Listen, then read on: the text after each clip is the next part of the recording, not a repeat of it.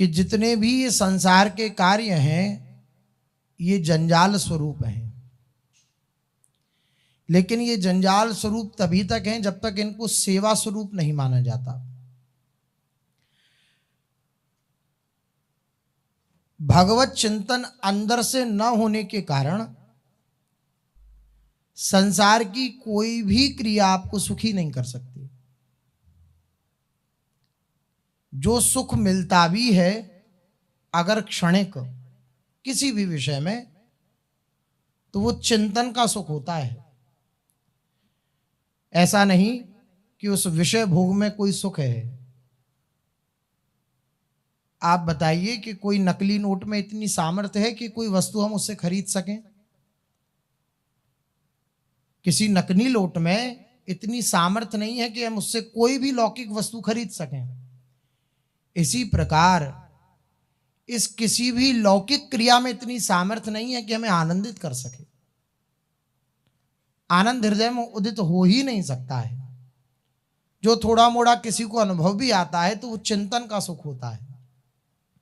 प्रायः ये बात अनुभव की जा सकती है कि जिस विषय को भोगते हुए हम अपना चिंतन नहीं देते, उस विषय में किंचन मात्र भी सुख नहीं प्राप्त होता। अच्छा अच्छा पदार्थ, अच्छा अच्छा भोजन आपका चिंतन हो रहा है, ऐसा रसगुल्ला, ऐसी पूड़ी, ऐसी कचौड़ी, ये वाला पदार्थ, ये वाला पदार्थ, इसको पाएंगे तो ऐसा सुख मिलेगा, इसको इसमें मिलाकर पाएंगे तो ऐसा सुख मिलेगा। ये चिंतन ही आपको उस पदार्थ में सुखानुभव कराता है। इसके विपरीत आपके घर में किसी प्रकार की कोई दुखमयी वृत्ति हो गई हो, कुछ दुख हो गया हो, और फिर आप भोजन कर रहे हो, तो आपको ये सब याद आएगा क्या? इसमें ये मिला लूं, इसमें ये कर लूं, इसको ऐसा करूं तो मुझे सुख मिलेगा। पा तो आप तब भी वही रहे हैं। क्यों सुख का अनुभव भी नहीं हो रहा? क्योंकि चिंतन किसी और ने घसीट लिया, किसी और परिस्थिति ने चिंतन आपका घसीट लिया। 4 लोग हैं, 4 लोग होटल में जामे, सबका अलग अलग चिंतन है, उसके हिसाब से उनको स्वाद का अनुभव होगा। कोई बेचारा थका मांदा आया है 2 वक्त की रोटी पाने के लिए, ऑफिस वर्क करता है, आया, उसको वही चिंताएं सता रही हैं, पा रहा है। कोई आया है पाने के लिए ही आया है, जाएंगे वहां पर अच्छे अच्छे पदार्थ पाएंगे, तो उसको जो अनुभव हो रहा है वो उसको अनुभव नहीं हो रहा, जो केवल ये स्मृति कर रहा है कि काश मैं घर में होता, वहां पाता, यहां देखो मेरे को होटल में पाना पड़ रहा है। पदार्थ एक ही है, वस्तु एक ही है, लेकिन चिंतन अलग अलग हो जाने के कारण अनुभव भी अलग अलग हो रहा है। इसका अर्थ क्या है? पदार्थ सुख नहीं देता, चिंतन सुख देता है। पदार्थ न किसी को कभी सुख दे पाया, न दे रहा है, न दे सकेगा। आपका चिंतन आपको सुखी करेगा। पूज्य सद्गुरुदेव भगवान उदाहरण देते हैं कि जिन भोग वस्तुओं को आप बहुत प्रियता से स्वीकार करना चाहते हैं, अपने जीवन में पाना चाहते हैं, आपको वो भोग वस्तुएं मिलें और बस ये बात कह दी जाए कि अगले 1 घंटे में आपकी मृत्यु हो जाएगी, अगले 1 घंटे में आप मर जाएंगे, तो क्या कोई भी पदार्थ जो आपको प्रिय था वो आपको सुखी कर पाएगा? आपके चिंतन में क्या रहेगा कि अगले 1 घंटे में तो मैं मर ही जाऊंगा, अब तो मेरी मृत्यु है, अगले 1 घंटे। तो जो प्रिय पदार्थ था उधर से चिंतन हटा, मृत्यु की तरफ चिंतन गया, बस अब वो पदार्थ सुखी नहीं करेगा। इन सारे उदाहरणों को देख करके, महापुरुषों की वाणी को श्रवण करके, उसको समझ करके यही बात आती है हृदय में कि पदार्थ विषय ये सुखी नहीं करते, विषय चिंतन सुखी करता है। जो भी थोड़ा मोड़ा सुख अगर प्रतीत होता है वो चिंतन का, और यही चिंतन जब अनंत अनंत सामर्थ्यवान प्रभु के श्री चरणों में समर्पित हो जाता है, तो फिर अखंड तैल धारावत आनंद की स्फूर्ति उस उपासक के हृदय में हो जाती है। अखंड आनंद की स्फूर्ति हो जाती है। क्यों? क्योंकि वो श्री प्रभु का अखंड चिंतन कर रहा है। जैसे चिंतन विलग होने के कारण विषय सुख प्रतीत नहीं होता, इसी प्रकार चिंतन प्रभु में समर्पित हो जाने के कारण कोई भी फिर विषय उसे बांध नहीं सकता। तो फिर जो ये गृह कारज नाना जंजाला है, ये उसके लिए जंजाल नहीं रहता, केवल उसके लिए क्रिया मात्र रह जाती है। जैसे चिंतन कहीं और तो खाना क्रिया मात्र रह जाता है, आपका चिंतन कहीं और है तो खाना केवल क्रिया मात्र है। ऐसी संसार की कोई भी क्रिया उस उपासक के लिए केवल क्रिया मात्र, केवल कर्तव्य मात्र रह जाती है, और चिंतन उसका प्रभु के श्री चरणों में रहता है। तो प्रभु के श्री चरणों में रहने के कारण उसको नित्य निरंतर आनंद की अनुभूति होती है। इसलिए जैसे भक्तजन खुश रहते हैं, प्रसन्न रहते हैं, आनंदित रहते हैं, वैसा और कोई नहीं रह सकता। क्योंकि किसी के पास आनंद है ही नहीं, प्रसन्नता है ही नहीं। आपस में लोग पूछ रहे हैं आप सब कुशल क्षेम है आपका, और वो सामने से भले ही दुखी हो हृदय से, लेकिन ये सिखाया जाता है बचपन से, कोई आपसे कहे आप ठीक हो कि नहीं, तो आपको ये कहना है हाँ हम बहुत ठीक हैं, बहुत अच्छे हैं, भले ही अंदर से जल रहे हो, भले ही अंदर से परेशान हो। लेकिन हम बाहर से यही कहते हैं कि हम खूब कुशल हैं। लेकिन गोस्वामी तुलसीदास जी कह रहे हैं, तब लगी कुशल न जीव कहूं कहूं। कहीं भी चला जाए इस मनुष्य को कहीं भी कुशल प्राप्त नहीं हो सकता। कब तक? तब लगी कुशल न जीव कहूं, सपने हूं मन विश्राम।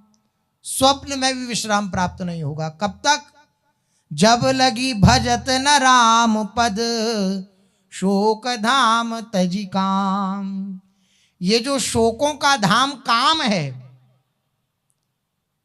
समस्त शोकों का जो घर है वो काम है। कामना में ही सारे शोक विद्यमान रहते हैं, निवास करते हैं।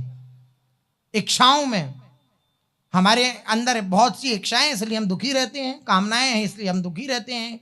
ये प्राप्त हो जाए, ये प्राप्त हो जाए, ये मिल जाए, ये मिल जाए। तो अनंत कामनाएं होंगी तो अनंत दुख होगा।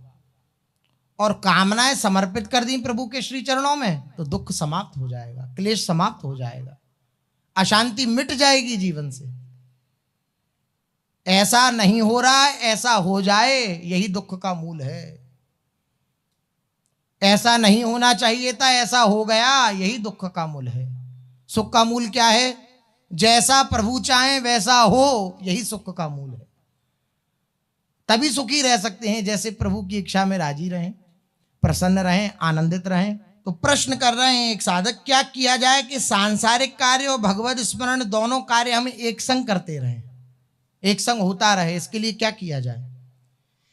कह रहे हैं ये बात हो सकती है, होने से बड़ा लाभ है। तुलसीदास जी आदि कहते हैं असंभव होती तो वे लोग कहते ही क्यों, कहते ही नहीं इस बात को। यह बात अभ्यास से हो सकती है। क्या अभ्यास? हाँ, बात चल रही थी कि चिंतन की। अगर चिंतन प्रभु के श्री चरणों में हो तो निश्चित रूप से हृदय आनंदित रहेगा और बाहर के जितने भी कार्य हैं वो केवल क्रिया मात्र होगी। ये इसी को रसखान जी ने कहा, रसखान गोविंद ही यों भजिए ज्यों नागरी को चित गागर में। रसखान गोविंद ही यों भजिए ज्यों नागरी को चित गागर में।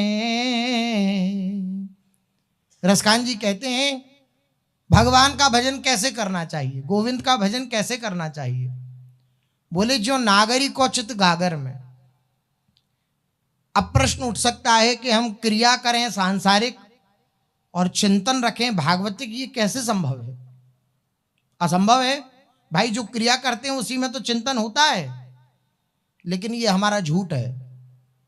क्यों? आप देखिए बहुत से कार्य संसार में आप करते हैं लेकिन चिंतन आपका कहीं और रहता है। बाहर से आप घर के कार्य कर रहे हैं और चिंतन है बेटा फेल हो गया, पास हो गया, अब उसको अगला क्या मेरे को पढ़ाना है, अब उसे अगला क्या लिखाना है, अब ये आएंगे इन्हें क्या पवाना है, ये करना है, वो कहाँ चिंतन रहता है। कार्य कुछ और हो रहा है लेकिन चिंतन कहीं और है। बस इसी चिंतन का मोड़ है भजन, इसी चिंतन का मोड़ है कि जो कार्य करते हुए आप अपने चिंतन को फैलाए हुए थे उसको समेट के प्रभु के श्री चरणों में लामे, कार्य वही करें जो कर रहे थे, जैसे कर रहे थे वैसे ही करें। बोले कैसे? बोले जो नागरी को चित गागर में। ब्रज की गोपिकाएं आज भी कहीं कहीं गांव में ब्रज में देखने को मिलता है, मटकी के ऊपर मटकी, मटकी के ऊपर मटकी रखी हुई है और आपस में बातचीत भी कर रही हैं, हंसी मजाक भी हो रही है, एक दूसरे को ठेल भी रही हैं, लेकिन मटकी नहीं गिर रही। क्यों? क्योंकि एक सूक्ष्म चिंतन उस मटकी की तरफ है। बोले गोविंद का भजन ऐसे ही करना है, जो नागरी को चित गागर में। रसखान गोविंद ही हो भजिए, जो नागरी को चित गागर में। जैसे एक नागरी का, एक स्त्री का, युवती का चिंतन जो है वो गागर में जैसे रहता है, इस प्रकार से चिंतन प्रभु का होना चाहिए। अब इसके लिए क्या करना पड़ेगा? अभ्यास करना पड़ेगा। एक दिन में नहीं हो जाएगा, अभ्यास करना पड़ेगा। क्या अभ्यास करना पड़ेगा? अंतर्मुख बनना पड़ेगा। अंतर्मुख बनने के लिए क्या करना पड़ेगा? नाम का खूब रटन।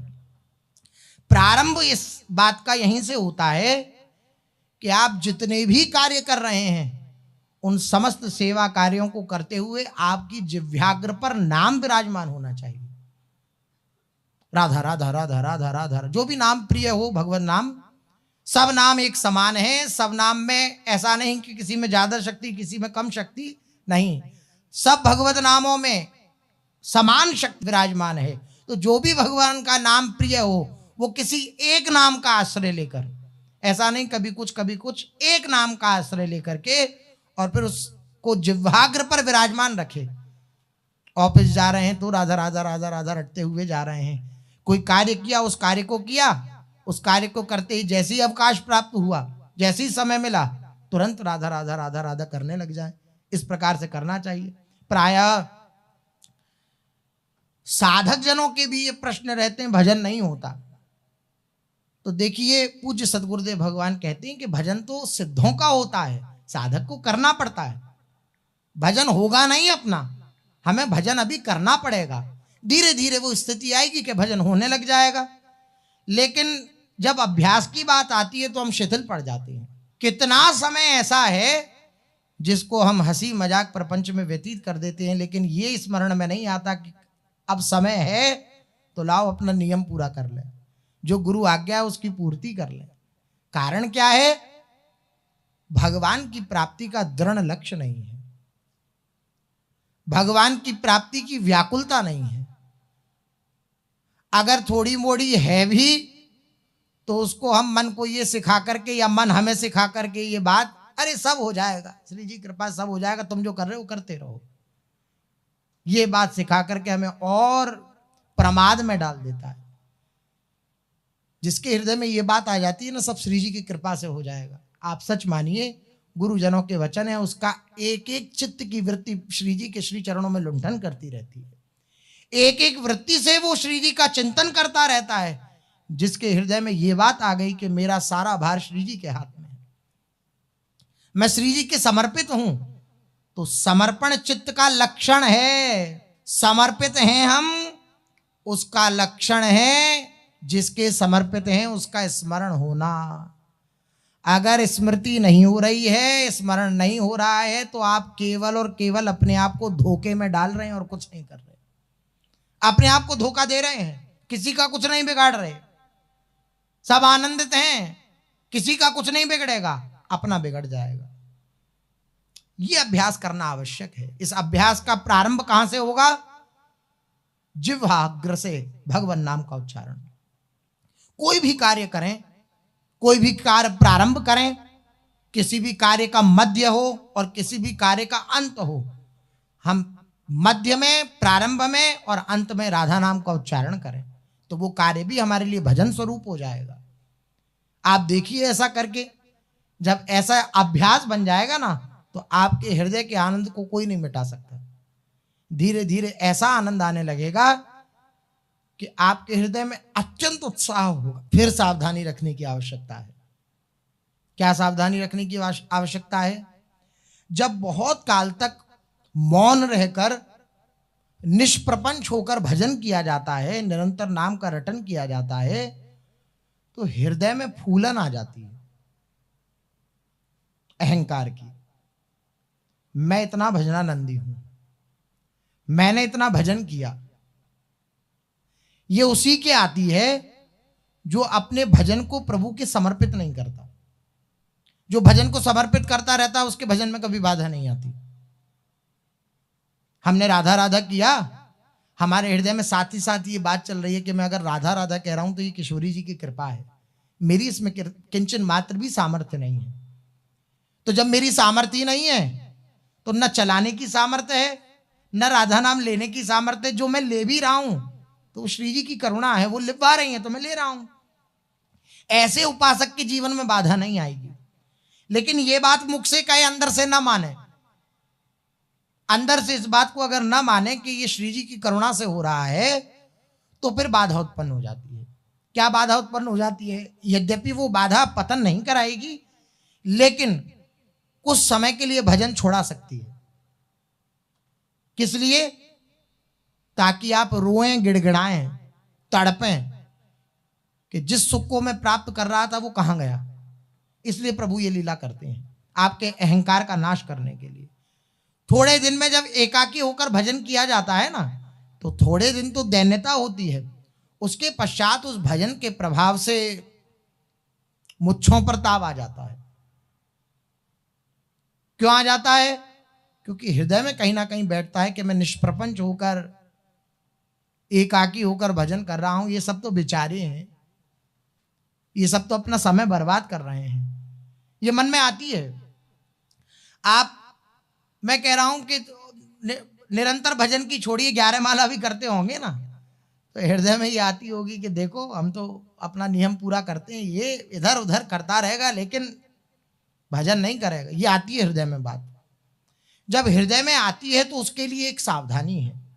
अगर इसको आगे बढ़ाना नहीं है इस वृत्ति को, तो उसके लिए एक सावधानी है। जैसी बात हृदय में आवे तुरंत भगवत भाव से उसको प्रणाम करे। नहीं नहीं नाथ, आप प्रभु स्वरूप हो, आपके अंतर की स्थिति क्या है ये मैं नहीं जानता, आपका बाहरी स्वरूप देख रहा हूं, नाथ मुझे क्षमा। आप मेरे को तो केवल अपने आप को देखना था, प्रभु क्षमा कर। अंदर ही अंदर कहे, नहीं किसी से। जब ये बात नहीं कही है कि मेरे अंदर किसी के प्रति दोष दर्शन हो गया, तो ये बात भी ना कहे कि मैंने क्षमा मांगी है। दोनों ही बात ना कहे। दोष दर्शन की बात भी ना कहे कि अमुक के प्रति दोष दर्शन हो गया, और ये बात भी ना कहे कि मैंने क्षमा मांग ली। अंदर ही अंदर। हाँ, बाहर से कह दिया तो बाहर से क्षमा मांगे फिर, अन्यथा अंदर से सब ठीक हो जाएगा। तो जब भजन हो, उसकी फूलन हो, तो उस फूलन को खत्म करने के लिए जो दोष दर्शन होता है उसके प्रति भगवत भावना करनी बहुत आवश्यक है। जब भगवत भावना होगी तो फिर पुनः मन लगेगा प्रभु के श्री चरणों में दैन्य होकर। फिर भी ना माने मन, तो उसको भक्त चरित्र पढ़ा दे। भक्तमाल आदि ग्रंथ हैं, और भक्तमाल की 4 खंडों में भी आती है, लेकिन वो समझनी थोड़ी कठिन है, क्योंकि उसकी टिप्पणियां और वो सब, तो वो तो किसी के द्वारा सुनी जाए तो ज्यादा अच्छा है।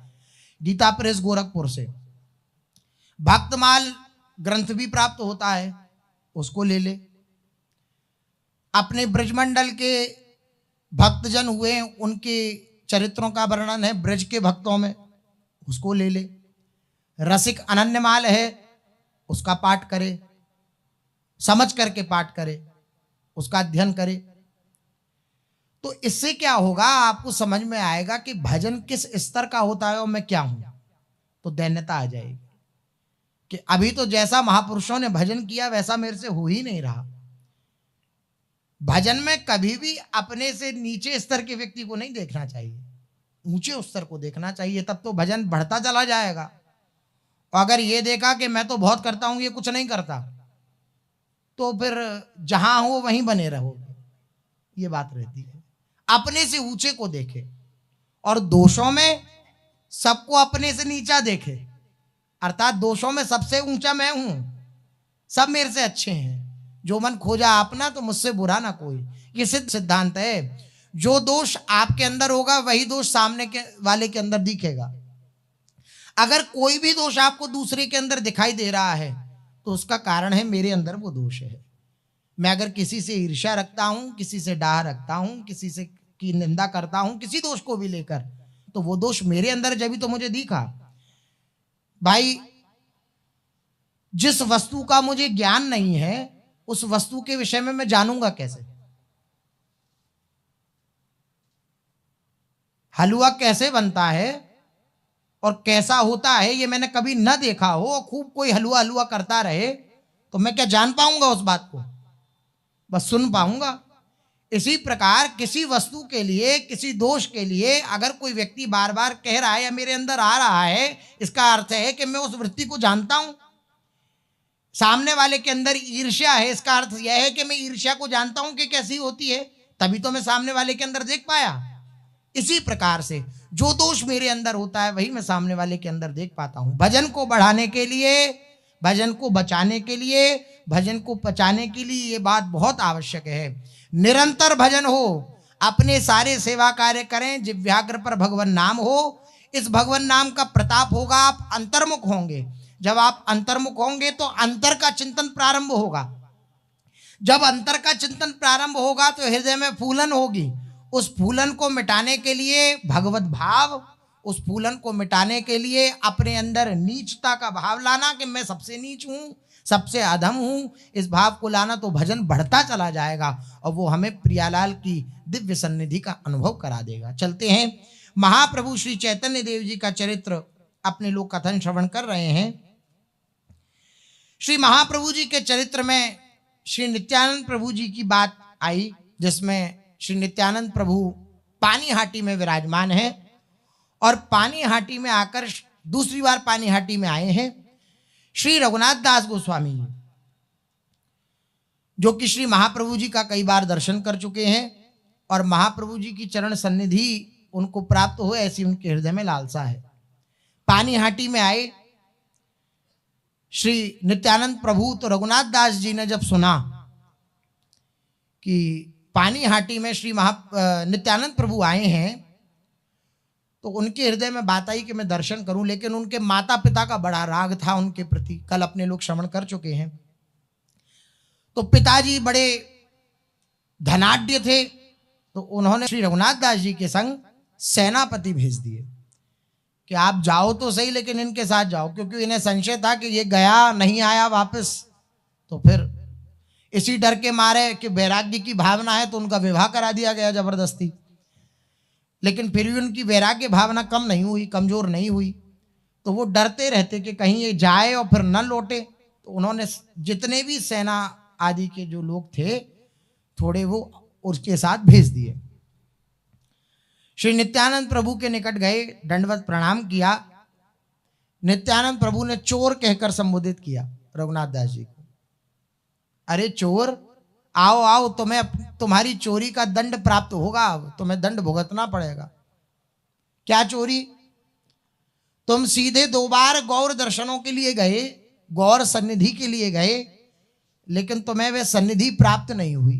अर्थात तुम सीधे भगवान की शरण में गए लेकिन गुरु का आश्रय नहीं लिया, नित्यानंद तत्व का आश्रय नहीं लिया, तो ये तुम्हारी चोरी है। देखो, तुम्हें स्वीकार नहीं किया गया। बिना गुरु के भगवत प्राप्ति यह असंभव है। इस सिद्धांत को सिद्ध करने के लिए ये लीला की गई। उन्होंने कहा कि तुम चोरी से गए, गुरु से चोरी से गए तुम उनके पास, महाप्रभु जी के पास, इसलिए तुम्हें अब दंड भुगतना पड़ेगा। क्या दंड मिलेगा? आप जो दंड देंगे मैं स्वीकार करूंगा। रघुनाथ दास जी ने कहा, बोले यही दंड है कि जितना परिकर है उन सबको दही चूड़ा का भोग आरोगवाओ। यही दंड महोत्सव है, अभी 2 या 4 दिन पहले ही निकला है। यही दंड महोत्सव है। खूब दूध दही चूड़ा का प्रसाद सबको पवाओ।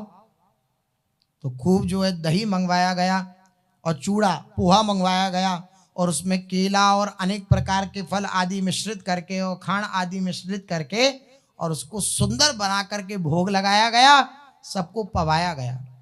खूब आनंद के साथ बट वृक्ष के नीचे जानवी के तट पर श्री नित्यानंद प्रभु विराजमान है और वहीं पर यह दंड महोत्सव हुआ। सहस्त्रों भक्तों ने उसमें भाग लिया।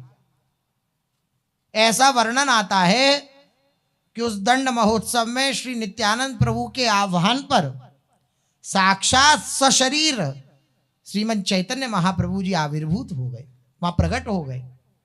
ऐसा सबने वहां अनुभव किया। नित्यानंद प्रभु ने अपना और महाप्रभु का विशिष्ट प्रसाद रघुनाथ दास जी को दिया।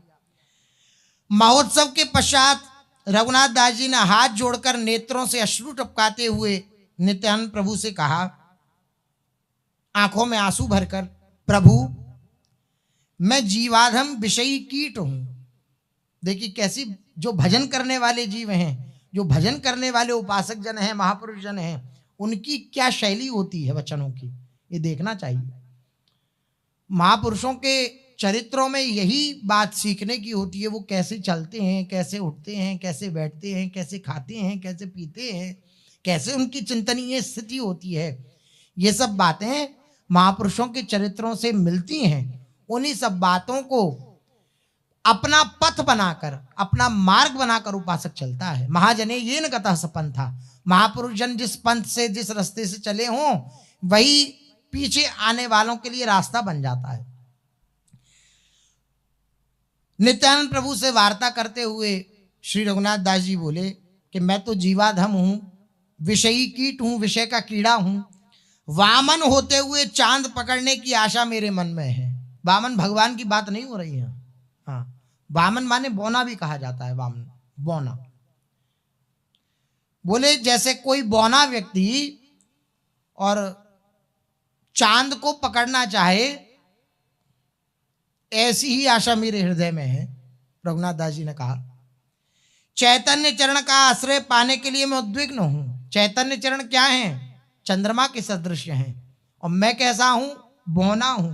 कहीं बौना चंद्रमा को प्राप्त कर सकता है भला? इसी बात को ध्रुवदास जी कहते हैं, तो बौना आकाश फल चाहत है मन माई, ताको एक कृपा बिना और जतन को नहीं।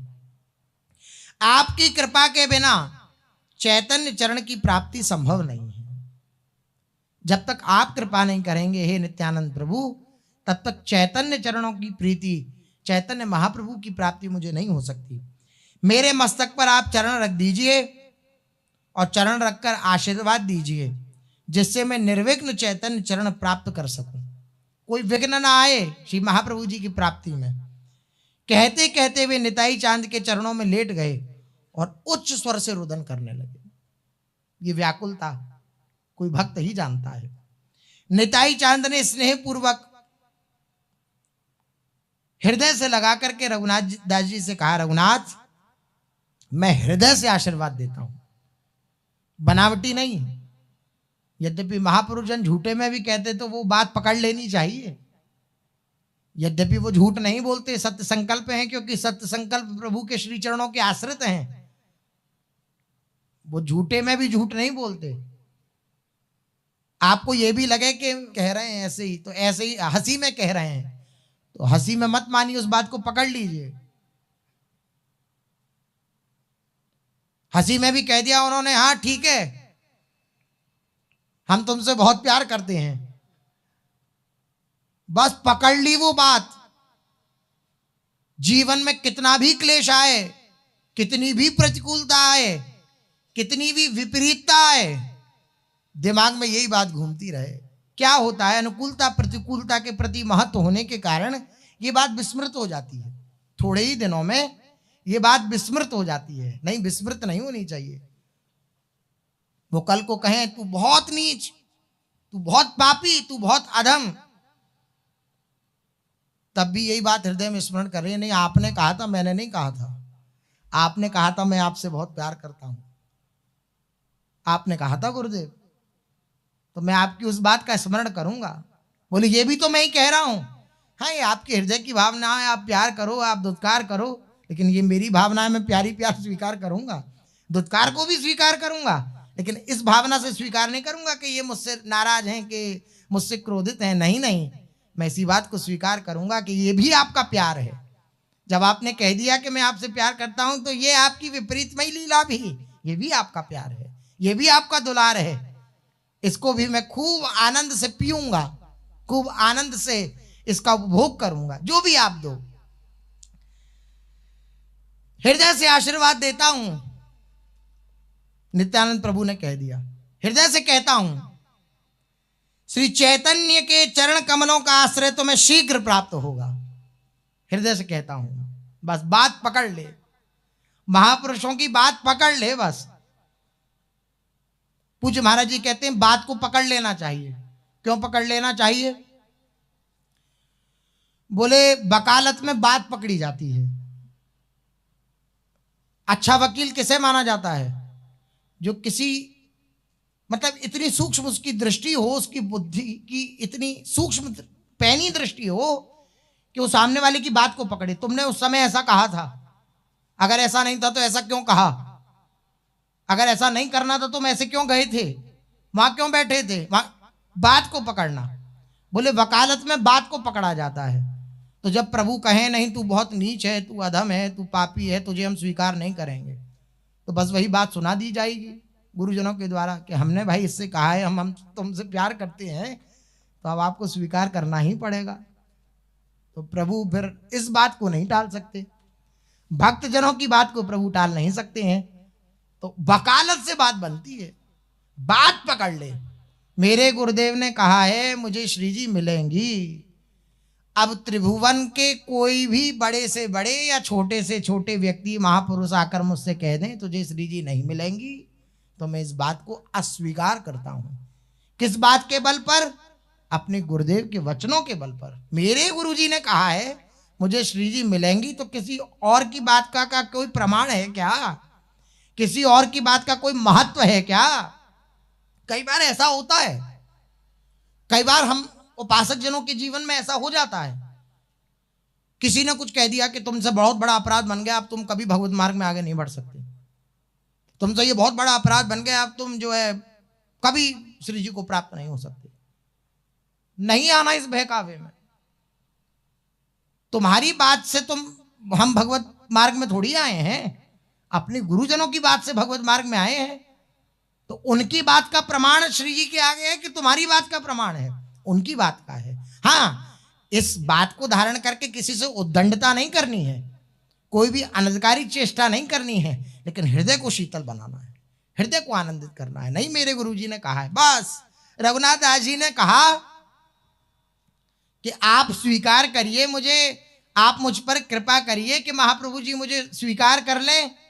तो नित्यानंद प्रभु ने कह दिया जाओ, तुम्हें आशीर्वाद देता हूं, श्री चैतन्य के चरणों का आश्रय तुम्हें शीघ्र प्राप्त हो जाएगा। नाच पड़े रघुनाथ दास जी, तुम अंतरंग भक्त के रूप में उनकी सेवा कर धन्य होगे, ये मेरा आशीर्वाद है। तो षट गोस्वामियों में रघुनाथ दास जी का नाम है। नित्यानंद जी की हृतकर्ण रसायन आशीर्वाद वाणी सुन रघुनाथ दास जी तो पुलकित हो गए, आनंदित हो उठे, उत्साहित हो उठे, नृत्य करने लगे। नृत्य करते करते एकदम गंभीर हो गए। सीखने वाली बात, ज्यादा उत्साह हो तो और गंभीर हो जाए, गंभीर हो गए और फिर रुदन करते हुए हा निताई हा गौरांग, हा निताई हा गौरांग, ऐसा स्मरण करने लगे।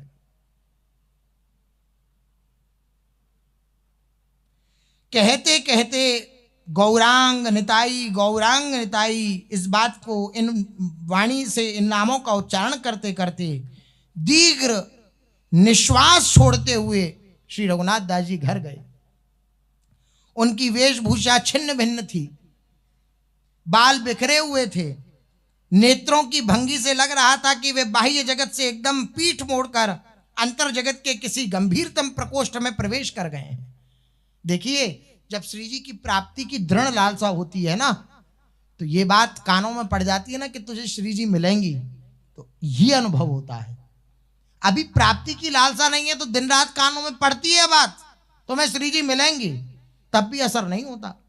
यहां से पल्ला झाड़ के जाते हैं और फिर वही राग द्वेष के चक्कर में पड़ जाते हैं, फिर एक दूसरे की निंदा स्तुति के चक्कर में पड़ जाते हैं। देखिए, दर्शन करना चाहिए रघुनाथ दास जी की स्थिति को। भक्त की स्थिति क्या होती है?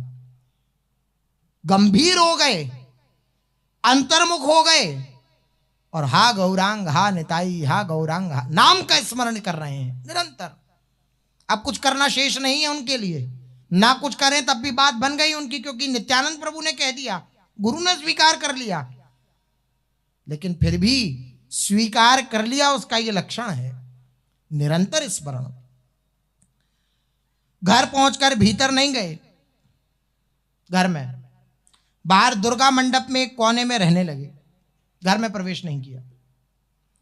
उनमें ये अभूतपूर्व परिवर्तन देख करके माता पिता की चिंता का तो छोर ना रहा, भयंकर चिंतित हो गए माता पिता। मां ने स्वामी से कहा, अपने पति से, कि हमें तो ऐसा प्रतीत होता है रघुनाथ पागल हो गया है, आप ऐसा करिए कुछ दिन के लिए उसे बांध कर रखिए, कहीं भाग ना जाए। कहीं भाग गया तो मैं इसके बिना कैसे जीऊंगी, रघुनाथ को बांध कर रखिए।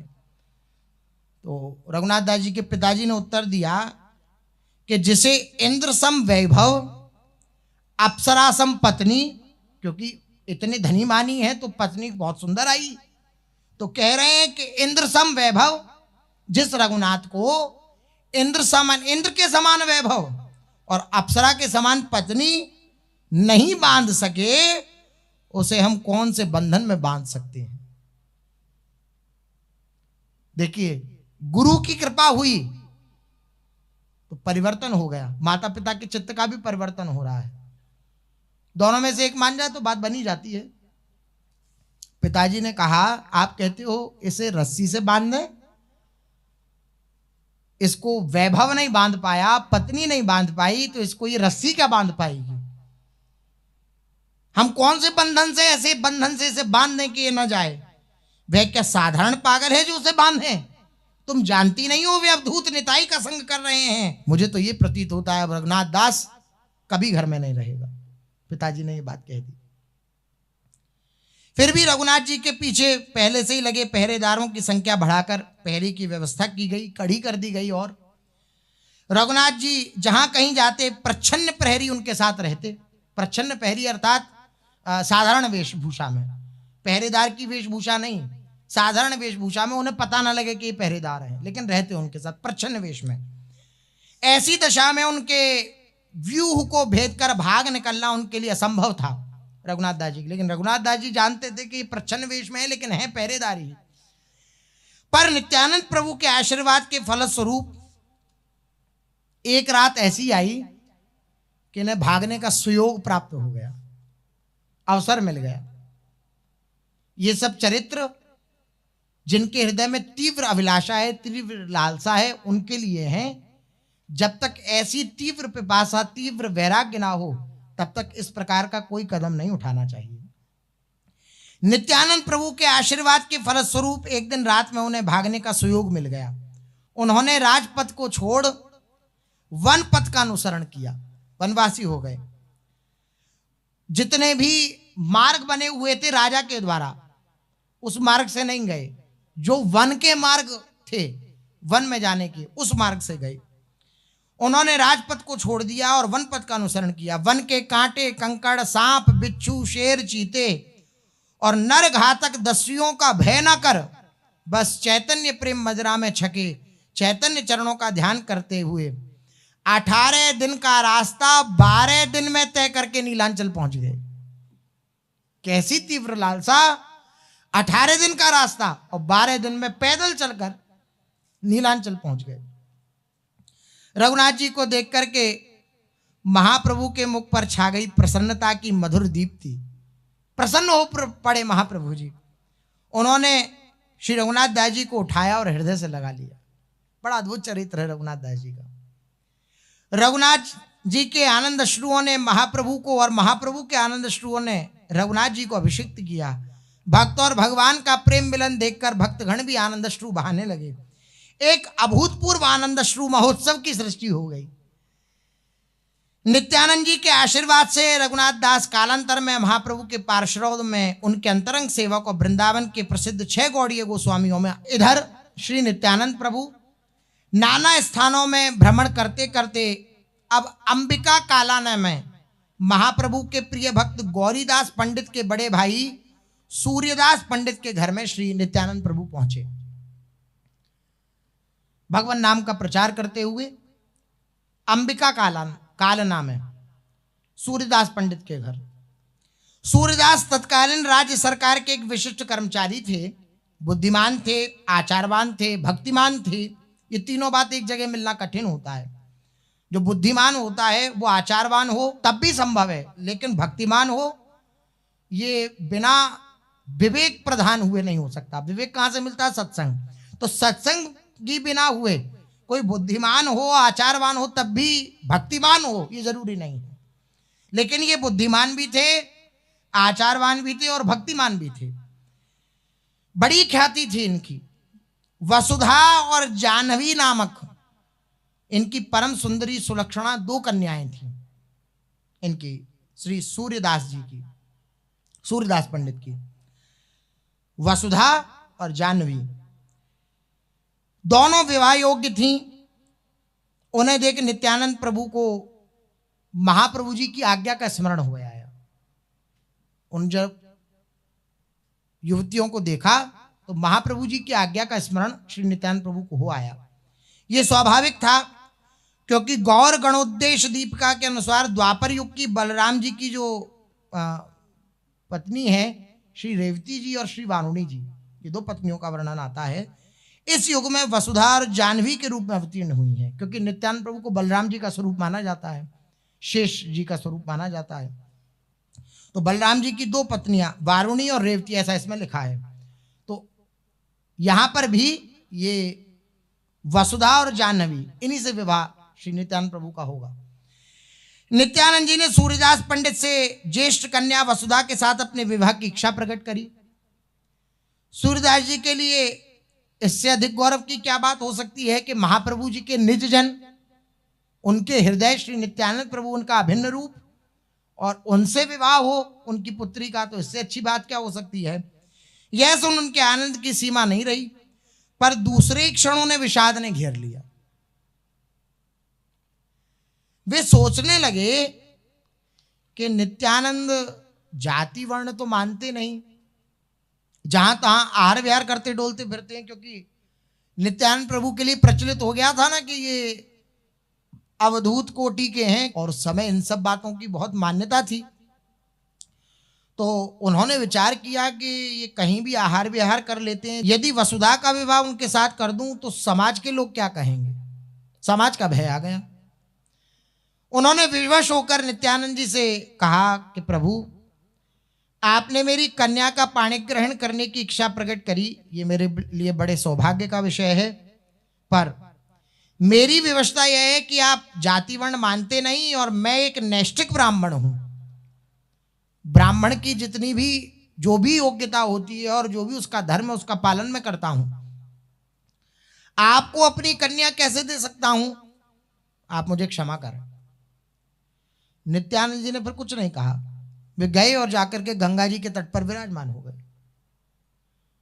कार्य गौरांग महाप्रभु का है, मैं क्यों चिंतित हूं। मना कर दी तो गंगा जी के तट पर आके बैठ गए, प्रेरणा करी तो उन्होंने कह दिया। इसके पूर्व गत रात्रि के शेष भाग में सूर्यदास ने एक स्वप्न देखा। उन्होंने देखा कि गौर वर्ण दीर्घ का एक पुरुष, जिनका चूड़ा पुष्पों से मंडित है, कानों में कुंडल हैं, चरणों में नूपुर है, और जो कंधे पर हल मूसल धारण किए हैं, सूर्यदास के निकट आ रहे हैं। स्वप्न में सूर्यदास जी ने देखा, सूर्यदास के निकट आ रहे हैं और हंसते हुए कह रहे हैं, लगता है तूने मुझे पहचाना नहीं। हल मूसल भी है, बलराम जी हैं, कृपा मनाइए। हंस के कह रहे हैं। ये रेवती जी जो थी ये अलग युग की थी, सतयुग की, और ये लीला द्वापर में हुई। रेवती जी के पिता ब्रह्मा जी से पूछने गए थे कि किनसे विवाह किया जाए रेवती जी का।